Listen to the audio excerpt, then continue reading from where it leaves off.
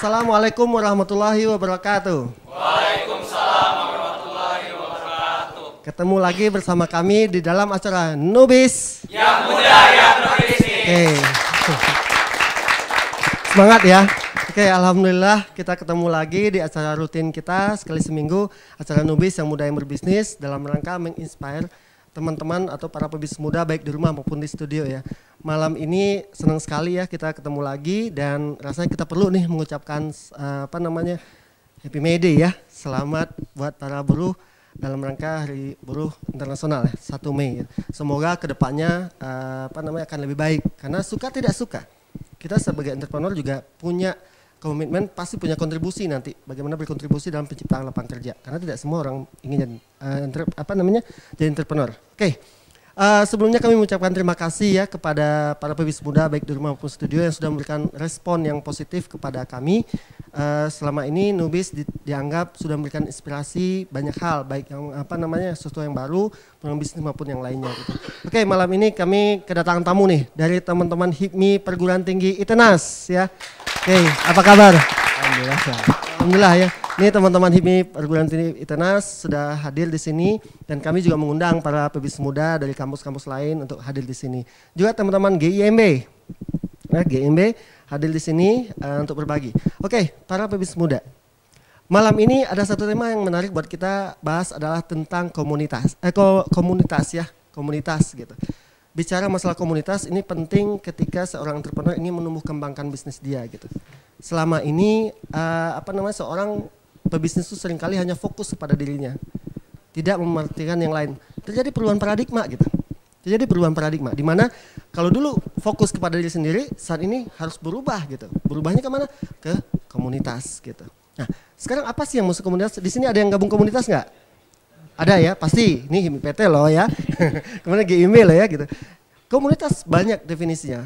Secara sederhana, komunitas itu adalah sekumpulan orang yang memiliki kepentingan sama, berinteraksi dan bertujuan untuk mencapai tujuan yang sama. Kalau kita dalam bahasa bisnis, tentu jelas tujuannya adalah mencapai tujuan bisnis itu sendiri ya gitu. Nah, apa sih yang membuat seseorang itu atau ikut komunitas? Banyak hal yang membuat mereka terdorong untuk gabung komunitas. Satu, kesamaan kepentingan. Apa ayo kepentingannya? Profit ya pastinya gitu. Profit ya gitu. Kemudian dia juga memiliki kesamaan belief. Bahwa kalau kita sesama pebisnis punya belief yang sama. Itu apa? Kalau saya sesama bisnis kuliner tentu punya belief yang sama. Kemudian value, nilai. Nilai penting teman-teman. Ya, para pebisnis muda di rumah maupun studio, value itulah yang akan merekatkan sesama anggota komunitas ya gitu. Yang ketiga apa? Komunikasi. Komunikasi, sesama anggota komunitas punya komunikasi yang unik lah gitu ya gitu. Yang ditambah dengan bahasa. Terakhir apa? Habit. Habit itu penting sekali. Jadi ini akan merekatkan seseorang untuk bergabung di komunitas gitu. Kemudian apa manfaatnya? Nah, ini penting sekali ya. Banyak sekali loh manfaatnya gitu. Bahwa tadi kenapa orang perlu merubah paradigma saat ini yang khusus untuk mempertahankan diri sendiri, khusus bisnis sendiri sekarang perlu komunitas. Kenapa? Lingkungan itu selalu berubah gitu. Lingkungan bisnis selalu berubah. Politik, ekonomi, sosial, budaya selalu berubah. Dan pengaruhnya jelas ke bisnis kita. Apa itu? Bisa jadi kekuatan atau kelemahan. Atau ancaman atau peluang. Tapi dengan komunitas kita membangun jaringan, networking. Kenapa? Menambah skala bisnis kita. Menambah nilai bisnis kita. Ini yang penting sekali gitu. Nah, terakhir, apa sih karakteristik daripada komunitas itu sendiri? Dalam model yang kalau di akademisi itu melihat model komunitas yang ada di bisnis. Satu pertama itu bagaimana model bisnis jaringan atau komunitas itu sendiri. Satu, dari yang sederhana ke komplit ya.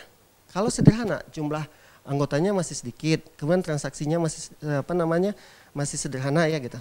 Kemudian berubah ke rumit. Coba pebisnis muda ingat ya, kalau gabung dengan komunitas pasti awalnya 5, 6 orang itu dulu nggak? Betul ya? Kemudian bertambah ketika dia memiliki keinginan sama, kepentingan yang sama, itu akan tambah. Yang kedua apa? Ini yang penting sekali, nilai. Nilai jaringan itu sendiri. Banyak orang gabung ke komunitas kalau nggak memberikan manfaat mah bubar gitu. Ya, kalau tidak memberikan manfaat, nilainya dari mana gitu? Nilainya adalah dari transaksi antar anggota ya. Sehingga kalau dalam lingkungan bisnis ada supplier, ada kompetitor, ada distributor, semua gitu. Itu akan saling berinteraksi. Bahkan di antara anggota pun juga akan menjadi konsumer. Terakhir apa? Trust. Ini penting sekali. Level of trust bagi seorang anggota komunitas itu penting sekali. Semakin trust, itu komunitasnya akan besar. Nah, malam ini tentu kita tidak cukup hanya untuk berteori ya. Malam ini kita akan mengundang salah satu sahabat kita dari komunitas TDA Bandung. Oke, silakan Kang Ade. Aplaus dulu buat Kang Ade. Apa kabar Kang? Alhamdulillah. Oke, silakan Kang. Terima kasih Kang, udah datang ya. Ya, sama-sama. Apa namanya? Kita sesama entrepreneur ini kadang-kadang komunikasinya sederhana aja ya, Ya, nggak betul. perlu formalitas gitu. Oke Kang, bicara tentang komunitas Kang, ini adalah sesuatu yang penting sekali ya buat para entrepreneur saat ini gitu. Kalau boleh dibilang, Kang Ade bisnis apa sih Kang? Kalau bisnis saya sendiri sih fashion anak. Fashion ya, fashion anak. Nah, Ya. spesialis di fashion anak. Fashion anak. Apa namanya, sejak kapan Kang dari bisnis ini?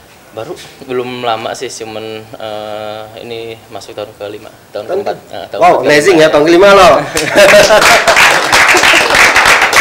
Tahun ke-5. Tapi baru serius banget sih, baru 2 tahun. 2 tahun, Artinya ya. 3 tahun pertama itu main-main. Wow, bisnis aja main-main ya. Ya, karena tidak diurus dengan benar pada saat itu.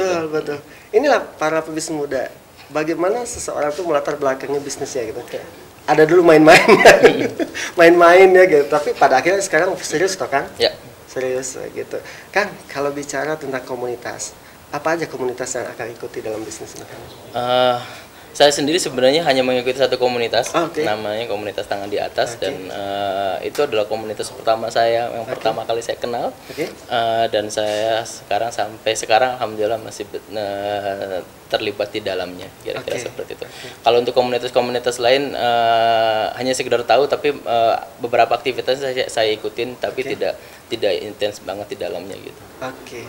Kang, tadi kita udah bahas Kang ya. Orang komunitas itu pasti ada motif ya. Ya, betul. Ada alasan gitu ya gitu. Bicara komunitas ada tadi Kang kesamaan kepentingan, Betul. kesamaan belief, Ya. kesamaan value, Ya. komunikasi, bahasa, dan habit Kang. Habit. Apa yang Kang dapatkan di TDA ini Kang? Yang saya baru dapat, yang saya kerasa sekali sih itu kesamaan value sebenarnya. Value, oke. Nah, perkenalan saya dengan TDA juga sesuatu yang tidak disengaja. Oke. Pada saat itu saya masih menjadi salah seorang profesional di perusahaan terkemuka dari Prancis.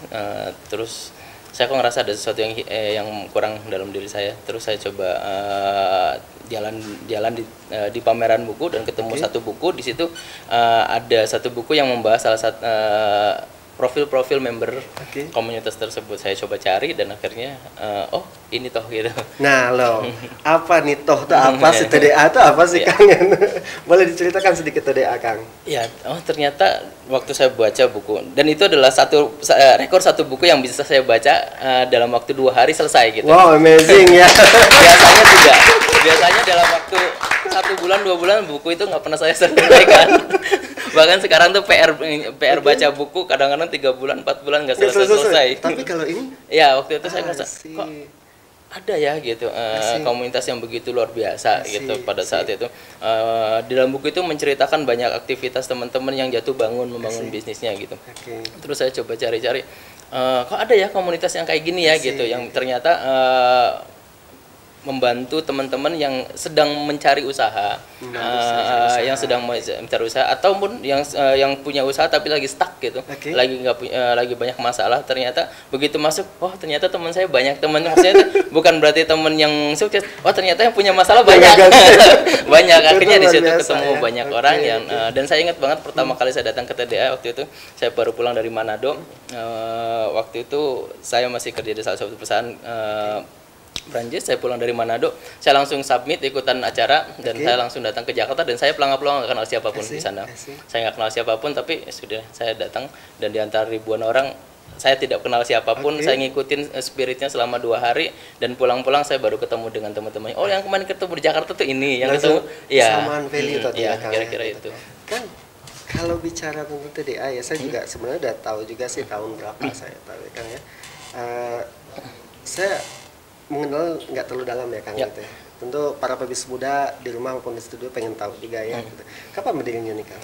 TDA sendiri berdiri itu sekitar 2006. 2006. Ya, diinspirasi dari salah satu blog foundernya yaitu Pak Roni Yuzilman. Beliau menceritakan satu tokoh yang disebut di blognya itu beliau selalu menceritakan satu tokoh namanya Pak Haji Ali. Oke, Pak Haji Ali itu beliau begitu menginspirasi Pak Roni gitu. Terus banyak orang yang membaca blognya Pak Roni. Pada saat blognya semakin banyak dibaca, komentarnya, oh yuk kita ketemuan gitu. Kira-kira seperti itu, kita ketemuan dan begitu pertemuan pertama, kalau nggak salah ya sekitar 30-40 orang. Di situ pertemuan pertama itu para pembaca blognya tuh ini menantang, ayo dong datangkan tokoh itu gitu, jangan-jangan itu tokoh fiktif gitu. Ternyata ada orangnya. Itu beliau adalah pedagang senior di Tanah Abang gitu. Beliau ada namanya Pak Haji Alai, dan kalau kita datang ke Tanah Abang tinggal sebut beliau pasti semua orang tahu gitu. Kira-kira seperti itu. Dan akhirnya dari pertemuan itu digagaslah, yuk bagaimana kalau kita bikin satu komunitas barengan gitu, kira-kira seperti itu. Oke, aplaus dulu ya. Bagaimana para musisi cerita awal daripada TDA itu, tapi tentu jangan beranjak dulu dari depan TV-nya ya, bahwa banyak hal yang bisa kita ambil dari TDA ini. Oke, sebelum kita lanjut, kita lihat dulu pariwara yang berikut ini. Nubis yang muda yang berbisnis.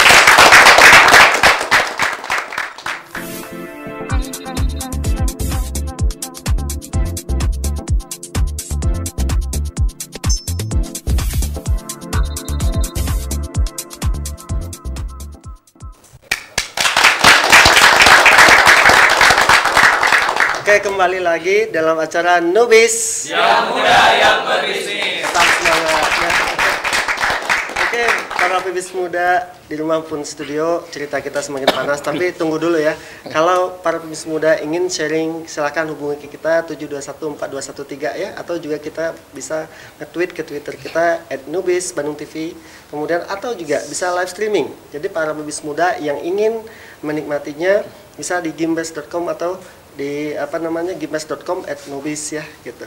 Baik, pebis muda.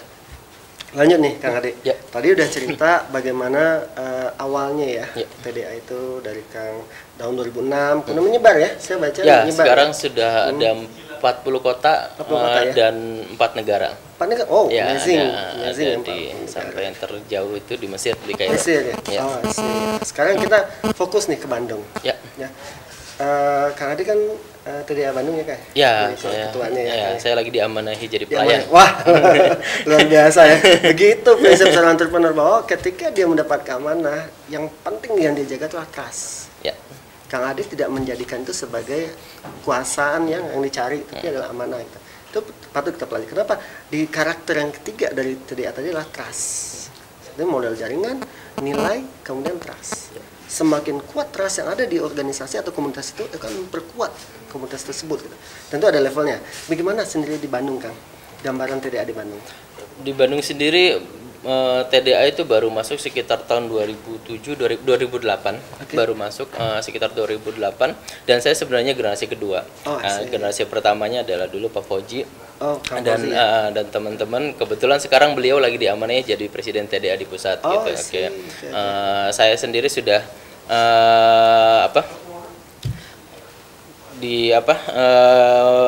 bergabung di TDA Bandung itu dari 2009, sekarang tahun ke-5 juga ya. Saya di TDA Bandung. Saat ini member yang register sih belum banyak ya, sekitar 300-an orang gitu. Tapi dalam di milis kita sudah ada sekitar 1.500 karena komunikasinya kita lebih banyak lewat milis. Tapi kalau milis itu sekarang katanya lagi sepi ya. Ya, udah nggak terlalu ini, makanya mungkin sekarang banyak komunikasinya di grup WA, di grup FB dan sebagainya. Bahkan sekarang ada salah satu media komunikasi yang baru itu Telegram. Itu kita lebih banyak komunikasi itu karena ternyata bisa memuat sekitar 200 orang. Kira-kira seperti kira-kira seperti itu. Aktivitasnya kita ada beberapa aktivitas, ada aktivitas rutin, ada aktivitas insidentil. Kalau aktivitas rutin kayak misalnya kita ada KMB, kelompok mentoring bisnis, kita ada Bandung Entrepreneur Forum, pertemuan bulanan, kita ada FGD, Forum Group Discussion, FGD FGD, Forum Group Discussion itu terbagi dari beberapa grup usaha, ada yang fashion, ada yang kuliner, ada yang jasa gitu. Kira-kira seperti itu. Terus ada training-training, seminar-seminar yang insidental, kira-kira seperti itu. Artinya begitu banyak ya, aktivitas yang dilakukan di TDA Bandung ini ya. Betul. Tapi ini kan terbuka ya Kang ya? Ya, terbuka. Jadi buat para pebisnis muda yang di rumah maupun studio ini kesempatan untuk bergabung dengan komunitas ini yang mendapatkan value tadi, banyak aktivitas gitu. Tapi belajar dari yang sampaikan Kang Ade tadi gitu, bahwa inilah bukti gitu adanya peningkatan kualitas atau karakter daripada TDA ini. Kalau saya lihat dari sederhana ya Kang ya, gitu. Skala bisnisnya, model jaringannya. Model jaringan pertama kalau mau saya sih yang di Bandung ini, kalau yang tampaknya kalau Kang tadi kan bilang 300 ya gitu. Masih sederhana. Tapi menuju ke rumit. Karena anggota udah 1.500 loh. 1.500 kalau kita menggunakan milis mah nggak efektif lagi. Udah ketinggalan ya Kang ya. Ini teknologi tambah. Kemudian nilai. Saya melihat para anggota TDA ini mendapatkan nilai dengan model komunikasi yang tadi ya gitu. Nggak mungkin berkomunikasi hanya dengan milis, karena milis itu jelas. Kalau bagi saya sih harus orang buka email dulu ya kan, buka email itu. Yang ketiga trust ya, trust 300 itu saya yakin itu trust antara anggotanya tinggi ya kan. Nah Kang, gimana apa nih Kang program yang menurut Akang paling menarik di TDA Bandung ini? Kalau saya sih, kita sebenarnya punya satu program yang ini jadi andalan kita, yaitu mentoring sebenarnya. Mentoring itu jadi andalan kita. Mungkin kalau di beberapa tempat lain mentoring itu harus mengeluarkan investasi yang cukup banyak gitu. Di TDA itu mentoring itu sifatnya CSR. CSR dari teman-teman yang sudah levelnya lebih tinggi ke teman-teman yang level di bawahnya. Kira-kira seperti itu. Di TDA kita punya program mentoring selama 2 tahun. Kita anggap itu seperti sekolah bisnis S2 free. Kira-kira seperti itu. Kang, saya aja kuliah dulu 1,5 tahun ya. Ini S2-nya free loh, amazing ya gitu. Bahwa tidak semua yang paling mahal adalah untuk mendapatkan belajar bisa adalah real ya. Dan studi kasusnya langsung ke bisnis kita. Artinya kan ada konsep mentoring. Kalau bicara masalah konsep mentoring, di sini adalah perlunya trust kan. Bagaimana trust itu dibangun antara mentor dan anak yang mentor. Bicara masalah mentor bagi saya sederhana kok. Bagaimana seseorang itu kalau boleh bilang ya Kang ya, mengcopy pastekan gitu, mengcopy pastekan apa yang ada dia ke anak mentornya. Itu butuh satu komitmen yang luar biasa. Kalau tidak ada trust mah nggak akan jalan gitu. Nah, jadi luar biasa bagi saya model ini. Seberapa efektif Kang sampai saat ini? Tingkat efektivitasnya sih kalau menurut saya sangat efektif. Saya sendiri juga merasakan itu gitu. Ketika saya pertama kali dapat mentoring, bagaimana memulai, bagaimana jatuh bangun dan sebagainya. Bahkan sampai saat ini pun saya juga masih terus belajar karena masih banyak kewajiban-kewajiban yang belum terpenuhi. Tapi ya itulah proses ya. Karena kita di TDA kita diajarkan berbisnis itu tidak instan. Berbisnis itu adalah suatu proses lari panjang, lari maraton yang mungkin tenaganya harus kita hemat-hemat untuk bisa supaya sampai ke tujuan gitu. Kalau misalnya kita pengen lari cepat cuma 100 meter dan sebagainya, itu tiba-tiba bisa saja, tapi ketika kita melanjutkan ke langkah selanjutnya kita udah gak bisa tenaga. Kira-kira seperti itu. Cuman masalahnya bagi kita tuh generasi muda, yang terutama yang muda-muda itu suka nggak sabar, baru mulai 2 bulan, 3 bulan gitu, langsung lompat langsung loncat, dan sebagainya. Kelihatan temennya kok kayaknya bisnis ini lebih menarik ya dibanding bisnis yang saya bawa gitu. Akhirnya ada satu idiom yang saya selalu pakai buat teman-teman TDA gitu. Gini, kalau saya bikin lotek, terus dan lotek saya itu menurut saya enak gitu, tapi ketika saya jual tuh nggak laku. Terus tiba-tiba saya ngelihat teman saya jualan bakso dan laku gitu. Terus tiba-tiba saya pengen jualan bakso. Kalau saya langsung jualan bakso, kapan lotek saya bisa laku gitu. Kira-kira seperti itu. Inilah Kang, kalau bahasa saya ya di dalam GIM Entrepreneur School itu, bahwa bisnis kita itu adalah prosesnya seperti layaknya makhluk hidup. Ya, buat para pebisnis muda maupun di maupun studio, bisnis kita tuh layak makhluk hidup gitu. Makhluk hidup apa cirinya? Waktu dia ada bayi, balita, ya, kemudian apa? Remaja, kemudian apa? Dewasa, orang tua akhirnya apa? Decline. Otomatis. Bisnis seperti itu gitu. Bisnis seperti itu. Bagaimana bisnis itu pertama introduction. Di introduction-nya cirinya sederhana gitu. Penjualan kita rendah. Penjualan kita rendah sekali gitu. Kemudian barulah kita growth, tumbuh. Kemudian bisnis kita tuh mature, dewasa, terakhir decline. Hanya, ini buat pebisnis muda di Mampu Studio. Bedanya bisnis kita di makhluk hidup. Kalau bisnis makhluk hidup tuh decline langsung meninggal. Jadi kalau umur nggak bisa diperpanjang gitu ya gitu. Tapi kalau bisnis bisa gitu. Bisnis bisa. Banyak contoh bisnis yang udah ratusan tahun gitu. Ratusan tahun. Cuman itu tadi katakan tadi proses. Dan salah satunya yang paling penting adalah mentor. Mentor. Hebatnya bisnis kita tuh tidak hanya berhasil dalam konteks apa? Konteks kita punya knowledge, tidak. Skill juga perlu, attitude. Tapi untuk mendapatkan attitude sama skill ini perlunya kita gabung dengan networking. Komunitas. Community itu yang penting bagaimana menjaga ya irama. Menjaga irama bisnis kita. Ketika dia mau decline, ceritanya nih ya gitu. Ketika mau decline, dibantu sama mentor kita, gitu. Diingetin gitu. Hey, jangan kecepatan larinya gitu. Kalau kami bahasanya ini kan, strategi orang bisnis itu ada 3. Ya, 1 ngegas, ekspansi kan ya gitu. Ekspansi begitu cepat gitu. Kita bawa mobil kan cepat banget ya gitu. Yang kedua, bisnis itu nanti adalah stabil. Yang ketiga, kita harus penciutan. Oke, semakin panas nih diskusinya gitu. Tadi kita udah bahas, sekarang sebelum kita lanjut, kita lihat dulu iklan yang berikut ini. Nubis yang muda yang berbisnis.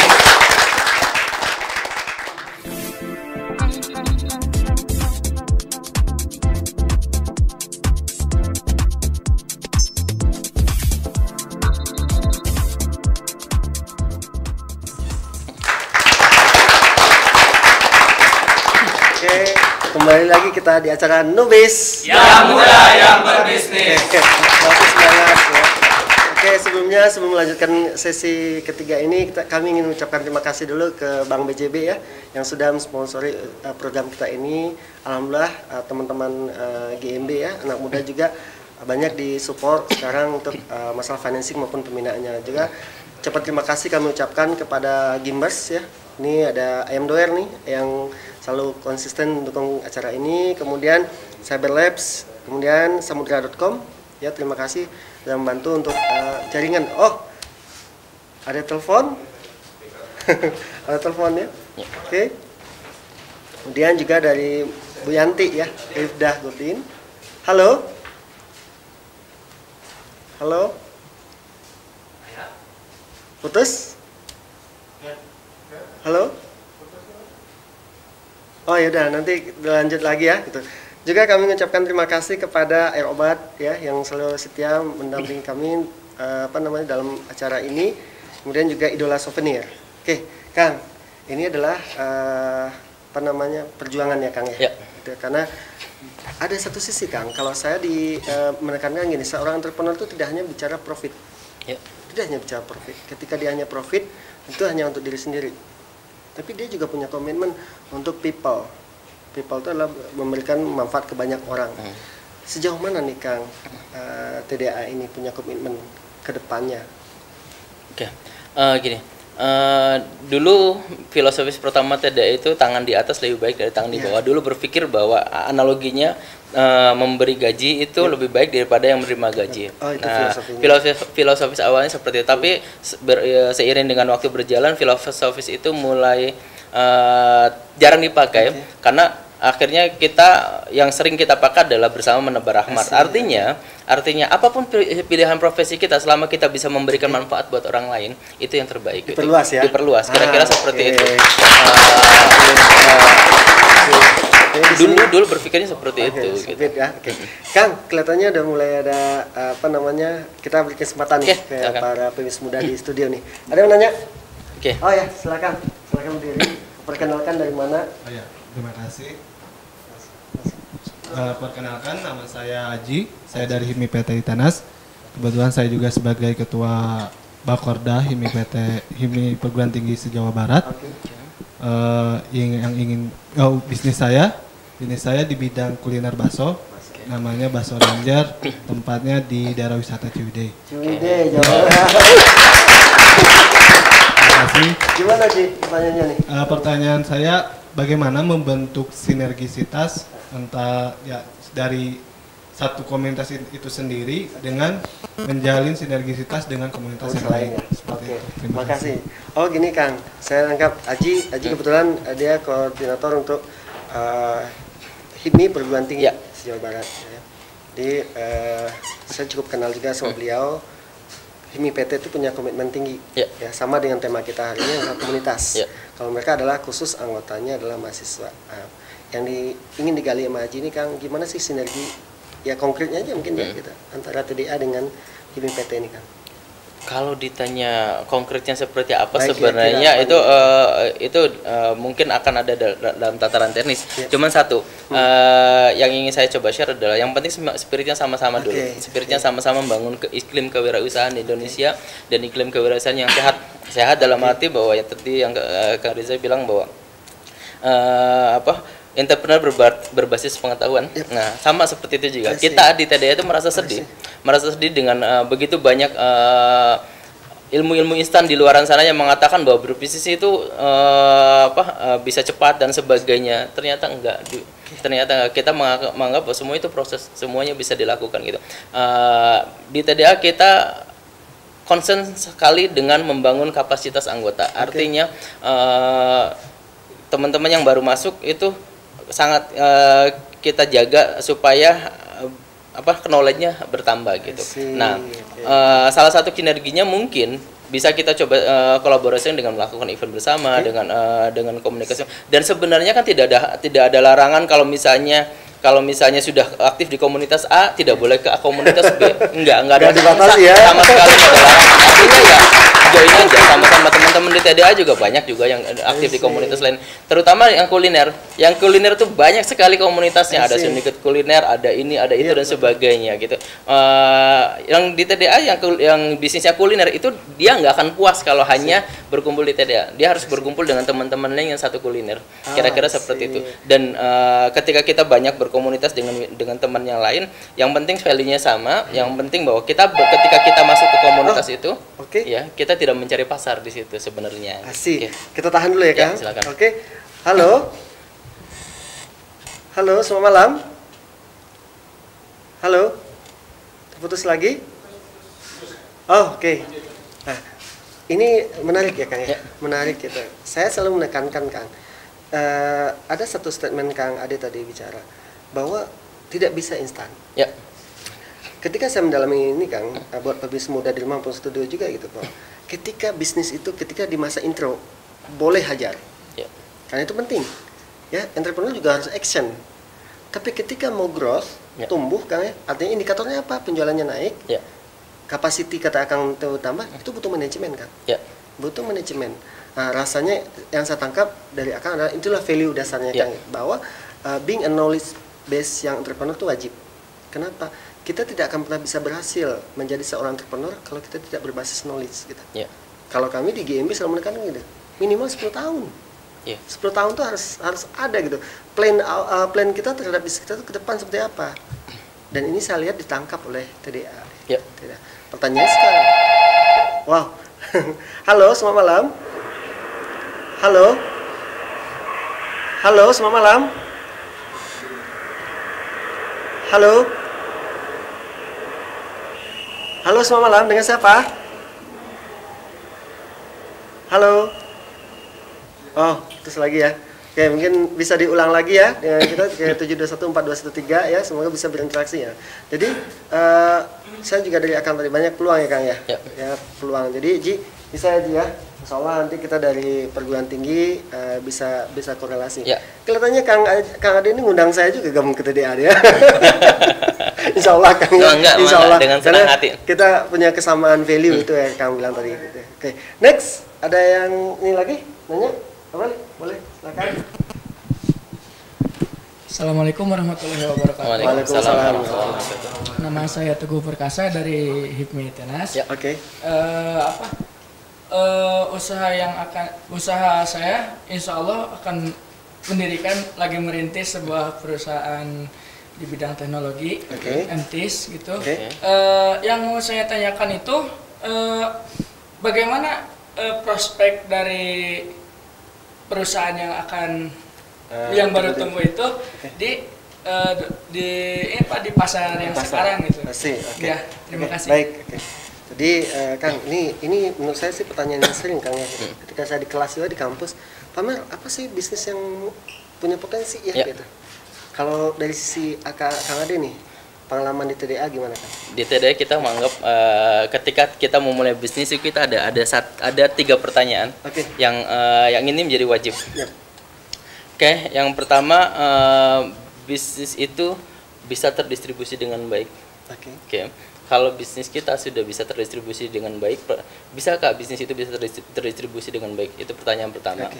Distribusi gimana tuh maksudnya? Artinya ketika orang mau mendapatkan produk kita, dia dapat dengan mudah mendapatkannya. Sebelum yang kedua nih Kang. Halo, selamat malam. Halo, dengan siapa? Halo, selamat malam. Halo. Putus lagi? Oh, putus lagi. Oke. Yang kedua nih Kang. Yang kedua, bisa dinaikkan skala. Itu scale up. Artinya bisa nggak bisnis kita dinaikin skalanya? Yang misalnya sekarang mikro naik ke jadi kecil, dari kecil ke menengah, dari menengah ke besar. Yang ketiga, ini yang terakhir.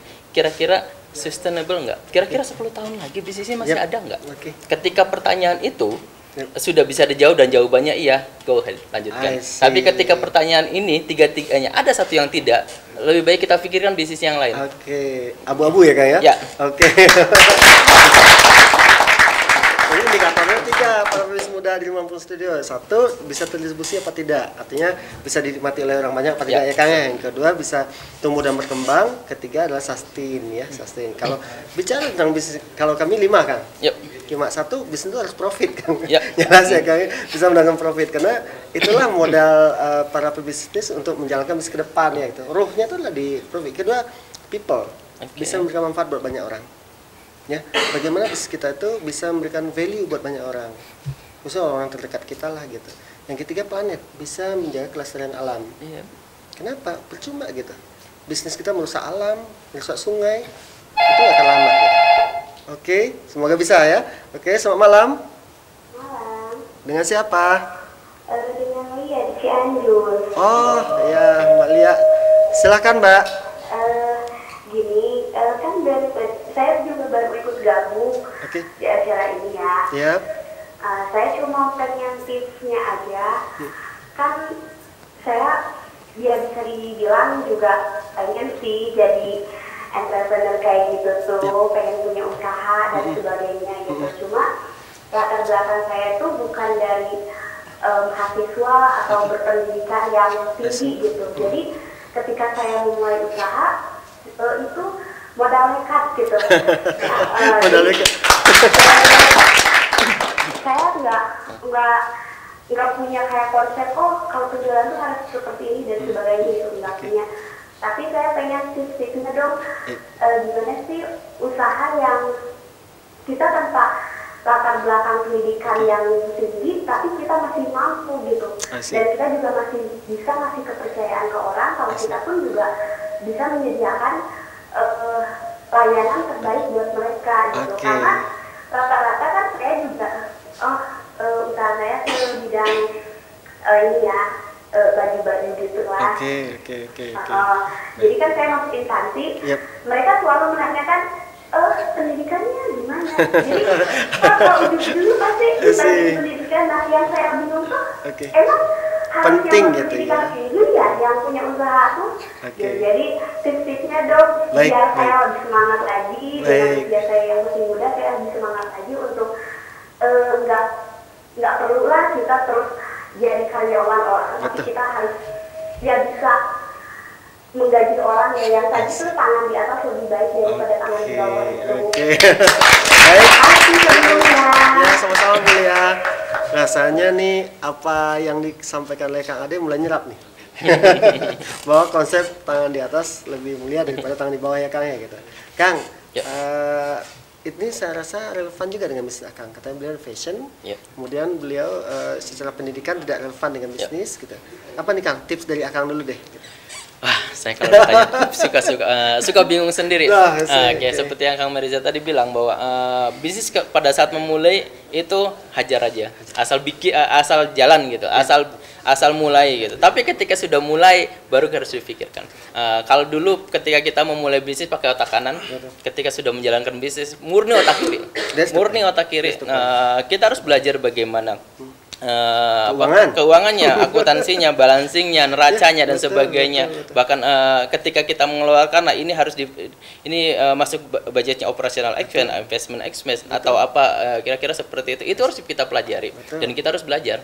Mau nggak mau kita harus belajar itu. Terus kalau kita bicara tentang strategi marketing, ya kita harus belajar juga strategi marketing. Semuanya harus dipelajarin. Ketika kita sudah naik lagi level tertentu, sudah banyak karyawan, artinya kita harus bicara belajar SDM bagaimana mengelola orang gitu. Terus kok ternyata semakin banyak penjualan, semakin banyak orang, kok nggak untungnya nggak semakin banyak, bagaimana kita operasionalnya, efisiensinya di mana, finansialnya seperti apa dan sebagainya. Itu dia harus pelajari. Dan satu hal, kita tidak bisa lebih tinggi mendidik orang lain kalau kitanya tidak bisa lebih tinggi. Artinya tinggi di sini bukan berarti pendidikannya, tapi pengetahuan kita harus belajar. Ya baca buku, ikutan seminar, semua dan sebagainya. TDA lagi ya. TDA ada di situ ya. Oke, applause ya. Bicara tentang ini Mbak Lia, ini menarik. Ini selalu ditanyakan juga. Saya ke Medan, saya ke Surabaya, saya ke Makassar gitu, bahkan ke Jambi kemarin tuh selalu ditanya, Pak Mer, apa sih awal yang harus dimiliki? Kalau kami 5 kan, 5 indikator yang harus dimiliki oleh setiap orang. 1, berbisnis dengan talent, bakat gitu kan. Bakat itu terdiri dari 2 kalau kita menilai. 1, potensi diri. What is your self potential gitu ya? Kalau kita potensinya ngajar, ya itulah potensi kita gitu. Ya, kalau kita potensi dagang, itulah potensi kita. Ini. Kedua, passion. Di dalam talent itu ada potensi sama passion gitu. Yang kedua apa kira-kira ya gitu. Tar dulu. Kelihatannya ada yang mau lewat lagi nih ya gitu. Oke, kita lihat dulu yang mau lihat berikut ini. Newbies. Yang muda yang berbisnis.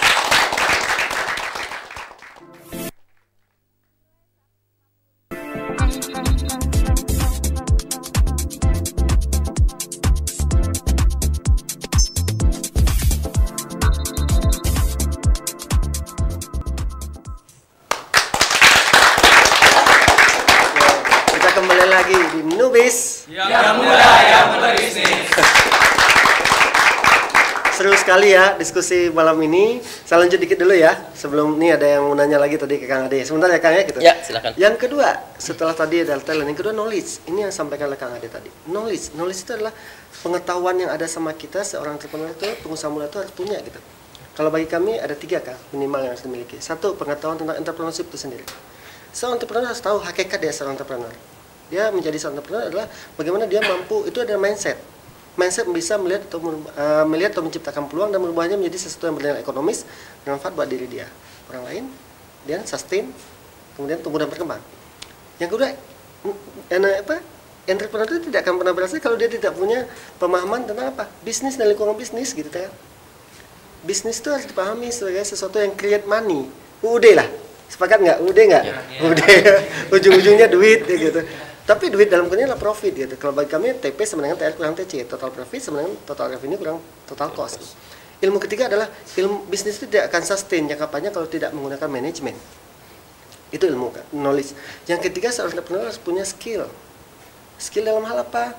Managerial skill, leadership skill, communication skill, decision making skill, motivational skill. Selanjutnya dia harus punya attitude, sikap yang benar dalam bisnis. Sikap itu apa sih gitu? Bagaimana sesuatu yang mampu merespon apa yang datang sama dia. Kata Kang Adi tadi bilang, ada bisnis bakso nih sebelah yang bagus, pindah lagi. Itu salah gitu.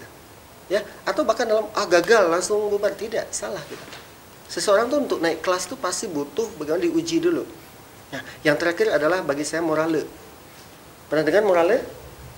Morale, bukan moral ya gitu.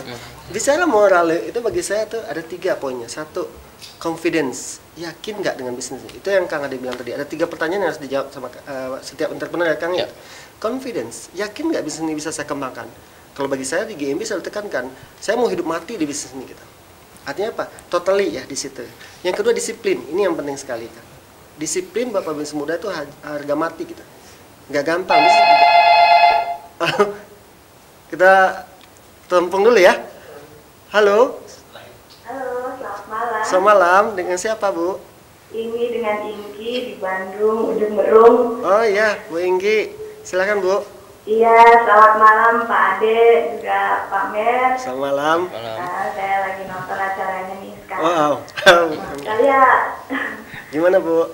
iya, saya ini punya usaha bolu gulung. Oke. Dengan nama Kirana Bolu Gulung. Oke. Nah, yang ingin saya tanyakan adalah bagaimana komunitas kue itu di TDA. Oke. Itu begitu aja Pak. Oh iya, baik. Supaya ya bisa lebih berkembang gitu. Baik. Iya. Gitu. Terima kasih. Terima kasih, Bu Bapak. Ingki. Sukses selamat ya. Malam. Amin, terima kasih. Ya. Kang, yang saya Ya, lanjut. lanjut dulu. Terakhir, moralnya tadi adalah masalah dia punya semacam antusias nggak dalam bisnis itu. Gitu. Ya. Jadi kalau bicara buat Mbak Lia tadi, jawaban saya ada 5. 1, bisnis dengan talent. Yang kedua, bisnis itu harus tambah dengan knowledge, skill, attitude, dan moral. Insya Allah ini akan menggabung. Terakhir, tambahlah dengan komunitas. Ya Kang ya. Gitu. Langsung Kang ke pertanyaan Bu Ingki tadi. Gimana TDA memfasilitasi kalau ke bisnis mereka itu adalah kuliner khususnya bolu? Ya, gini, banyak orang yang pengen bergabung dengan komunitas itu awalnya satu, mereka ingin mencari pasar. Ketika mereka berpikir mencari pasar di komunitas itu dan mereka tidak mendapatkan pasar itu, maka dengan mundur, ya? Dengan sendirinya dia akan mundur teratur. Kira-kira seperti itu. Teratur loh. Ya, mundurnya teratur, sangat teratur, saking teraturnya nggak kelihatan, nggak terdengar. Nggak teratur. Itu yang terjadi. Dan dia akan datang lagi ke komunitas yang lain, ya, sama. gitu. Kok saya nggak dapet ini di sini? Akhirnya kira-kira seperti itu. Tapi itu juga nggak bisa disalahkan, pilihan lah. Mereka memilih seperti itu. Nah di TDA sendiri kita sebenarnya punya kita sebutnya FGD, Focus Group Discussion.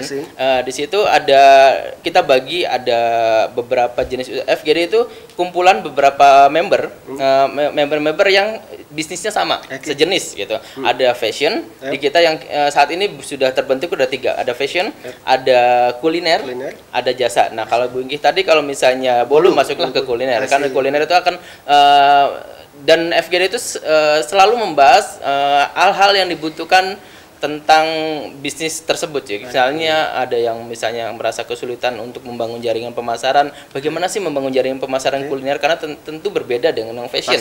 Tentu dengan yang jasa juga berbeda. Kira-kira seperti itulah. Kang, langsung aja deh melanjut. Kang, apa syarat untuk ikut, Kang? Syarat ikut TDA gampang, simple aja. Silakan buka tdabandung.com. Di situ ada kontak yang bisa dihubungin. Silakan kontak atau follow Twitternya @tdabandung. Atau ini ada satu kesempatan penting sebenarnya, karena kita sedang menyelenggarakan satu event besar, yaitu Pesta Wira Usaha.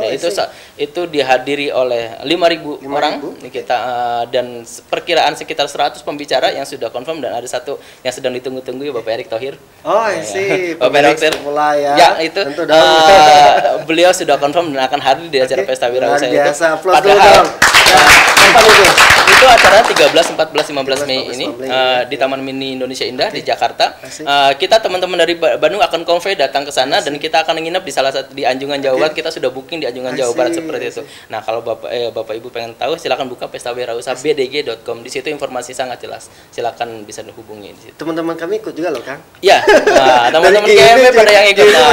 Kita bisa kita berkolaborasi di sana. Ada di Anjungan Jawa Barat itu bisa memuat 75 orang. 75 orang. Ya. Oke. Kang, jadi para pebisnis muda studio maupun di rumah luar biasa ya gitu, bahwa TDA menjadi gambaran gitu. Konsep yang saya sampaikan tadi, bahwa ada perubahan paradigma gitu. Perubahan paradigma di mana seorang entrepreneur saat ini atau pengusaha tidak diharapkan dia hanya fokus untuk bisnis dia sendiri. Nggak cukup kompetisi, itu udah capek gitu, melelahkan gitu. Yang untung itu selalu pihak-pihak tertentu, contoh konsumen ya gitu. Yang perlu ada perubahan paradigma, bagaimana kita aktif di komunitas. Komunitas itu kita punya kesamaan kepentingan, fisik, bahasa, komunikasi dan lain tadi. Ya, banyak hal yang bisa kita dapatkan di komunitas tadi. Bagaimana kita menyikapinya? Kalau TDA tadi value yang utama ya gitu. Bagaimana bisa sharing, bisa memberikan benefit buat banyak orang, dan satu rasanya kita sama deh Kang. Di GMB kita juga menekankan being a knowledge based young entrepreneur. Bagaimana kita menjadi seorang entrepreneur sukses muda itu berbasis knowledge. Ada 5 tadi, ada 3 entrepreneurship itu sendiri, manajemen, dan bisnis. Di manajemen kita belajar 4 Kang, maaf. Khususnya adalah balance scorecard. Ya. Kita belajar tentang keuangan, pemasaran, operasi, dan SDM. Nah, sekarang bagaimana para pebisnis muda sendiri menyikapi bahwa satu-satunya paradigma yang saat ini yang bisa dimanfaatkan adalah untuk menghadapi perubahan, khususnya nanti yang 2015 lah. Ya, betul. Ya, pasar bebas ASEAN. Siap nggak kita? Kalau bicara masalah potensi, Indonesia potensi luar biasa. 250 juta itu. Out of ya, 600 juta penduduk ASEAN itu ada di Indonesia. Kemarin saya bicara dengan Pak Uus ya, redaktur BIS Bandung. Beliau bilang, Pak Mer, saat ini orang Thailand udah belajar bahasa Indonesia gitu, UKM-nya. Ya, betul. UKM-nya gitu. Rasanya ini perlu kita bahas di komunitas kan. Ya, bagaimana? Kalau perlu kita perlu belajar bahasa Thailand juga ya, belajar bahasa Filipina, belajar bahasa Inggris gitu. Kenapa? Ini yang akan kita hadapi ke depan, dan salah satu yang harus kita manfaatkan adalah komunitas gitu. Bagaimana kita value, dan insya Allah minggu depan ya, hari Senin depan kita di GMB juga ngadain event kan, namanya program I Love Business ya. I Love Business itu program 2 mingguan kita. Itu di situ di Bubur Cafe Tropika ya, di Jalan Sumatera. Kita membahas tentang bagaimana perkembangan bisnis up to date gitu. Di situ kurang lebih ada 50. Saya berharap Kang Ade bisa datang juga ya. Teman-teman TDA juga bisa hadir, teman-teman ini ya, ini PT bisa hadir gitu. Banyak hal yang bisa kita dapatkan situ. Jadi kesimpulan malam ini adalah bahwa kita sebagai pebisnis muda bisa memanfaatkan komunitas ini untuk tumbuh dan berkembang. Ingat, bisnis itu harus profit, harus bisa memberikan manfaat buat banyak orang, people, menjaga kelestarian alam, sustain, kata Akang tadi, kalau kami 10 tahun, terakhir tumbuh dan berkembang, dari skala mikro, kecil, menengah, dan besar. Baik, itulah diskusi kita malam ini. Sebelum saya tutup, saya mengucapkan terima kasih sekali lagi kepada para sponsor, baik itu Bank BJB ya, sudah membantu acara ini, mensupport sponsori acara ini, kemudian ke teman-teman binaan nih, khususnya teman-teman TDA nih ya, Kang ya, harus bisa dan pasti bisa katanya gitu ya, alhamdulillah. Kemudian kami juga mengucapkan terima kasih kepada Air Obat yang sudah sponsor juga, Cyber Labs Online Business Solution, Samudra.com, Ayam Doer, nih Ayam Doer ya, kemudian Yanti atau Mbak Rifdah Gordin, dan Idola Souvenir. Semoga dukungan para teman-teman di sini, pebisnis muda ini, akan bisa manfaat buat program kita ke depan. Insya Allah kami juga mengajak para pebisnis muda untuk support di acara ini. Ini acara kita kok, acara kita bersama. Oke, demikian diskusi kita malam ini. Nubis yang muda yang berbisnis. Terima kasih gitu.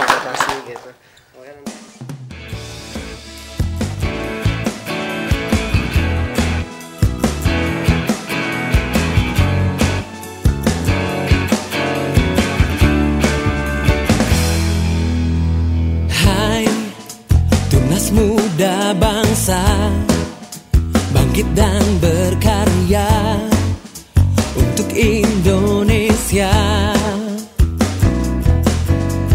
Hai entrepreneur muda, maju bergeraklah dalam satu cita.